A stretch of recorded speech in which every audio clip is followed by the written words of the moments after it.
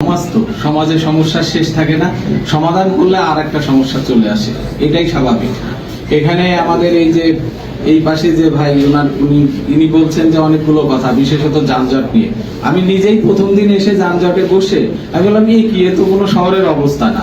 আমি সাথে সাথে সমস্ত অফিসার নিয়ে যেটা বললাম, আমি বসেছিলাম, আমি টিআইদের ডেকেছিলাম, তারাও একটা মানসিকভাবে খারাপ অবস্থায় ছিল, আমি তাদেরকে উজ্জীবিত করেছি। পাশাপাশি আমাদের যে পুলিশ লাইনে এসএফ এর ফোর্স আছে, প্রতিদিন এই যে আমার একটু আগেই আমার জেলার এই যে এসপি, উনি পদোন্নতিপ্রাপ্ত এসপি, উনি সহ ওখানে আমরা 30 জন মতো অলরেডি আমাদের এসএফ এর ফোর্স, যেটা এই ডিউটি করার কথা না, ট্রাফিক ডিউটি, এদের ডিউটি কিন্তু বাইরে।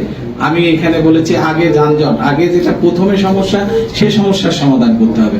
আমরা যানজট নিরসনের জন্য দিয়েছি, পাশাপাশি যে ভলেন্টিয়ার দেওয়া যায় কিনা সেই ব্যাপারে আমরা কথা বলেছি। তার কারণ আমাদের তো মানে সবার সহযোগিতা লাগবে, তাছাড়া তো আমরা পারবো না। আপনি যে পয়েন্টগুলো দিয়েছেন আমি নোট ডাউন করেছি, আরো ভবিষ্যতে আপনাদের ডাক দিয়ে আমরা শুনবো, সবার কথা শুনবো, সবাই মিলেই শহরটারে ভালো করবো, এই আশাবাদ ব্যক্ত করি।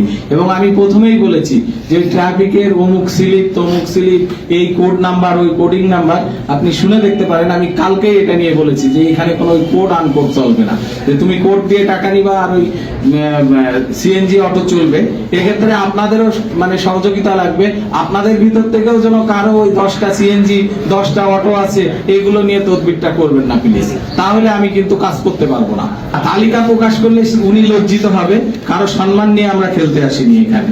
কিন্তু আমি বলে দিলাম মেসেজটা যে আপনি আপনার দিক থেকেও সচেতন থাকেন, তারপরে আপনার কথা থাকলে আপনি আসবেন, সবসময়ের জন্য আসবেন, কোনো সমস্যা নাই। তো আমাদের কাছে আমাদের দরজা খোলা থাকবে, তো আমাদের দরজা তো বন্ধ হয় না। থানার দরজা আর হাসপাতালের দরজা পৃথিবীতে কোথাও বন্ধ হয় না, কখনো থানা এবং হাসপাতালের দরজা বন্ধ হয় না, অন্য সব দরজা বন্ধ হয়, কিন্তু এই দুই দরজা বন্ধ হয় না। আপনারা বলছেন মাদকের ব্যাপারে, মাদকের ব্যাপারে জিরো টলারেন্স। আপনারা যদি কোনো ক্ষেত্রে প্রমাণ পান আমার পুলিশের কেউ এর সঙ্গে ইনভলভ হয়েছে, সরাসরি আপনি প্রমাণ সহ দিতে হবে, ঢালাও হবে না। অমুক আপনার সুপারিশ শুনলো না, আপনি এসে বললেন উনি তো মাদকের টাকা খায়, এমন কথা না। আপনি প্রমাণ দেন, অবশ্যই ব্যবস্থা নেব, অবশ্যই ব্যবস্থা নেব। ভাই আপনাকে বলি, কিশোর গ্যাং নিয়ে যদি এখন কাজ করতে যাই তাহলে উল্টো বিপদ আছে। কি বিপদ আছে সেটা আপনিও বোঝেন, সবাই এক হবে, আবার আমার থানা পুরানো শুরু হবে।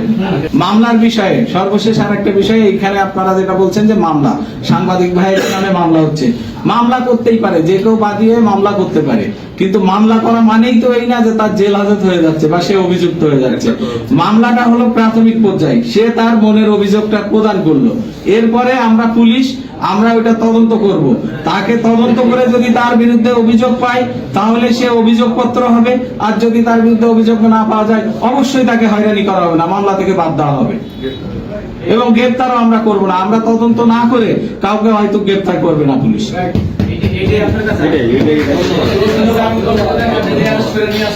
আমি তো বললাম নারায়ণগঞ্জের পুলিশ কাউকে হয়তো হয়রানি করবে না। ধন্যবাদ সবাইকে, ভালো থাকেন সবাই। আপনাদের জন্য হালকা একটু আমাদের মনে হয় পক্ষ থেকে একটু আপ্যায়ন আছে, চাপ আসছি আমরা প্রথম দিন, সেভাবে একটু আপ্যায়ন চেষ্টা করছি, আপনারা বেশি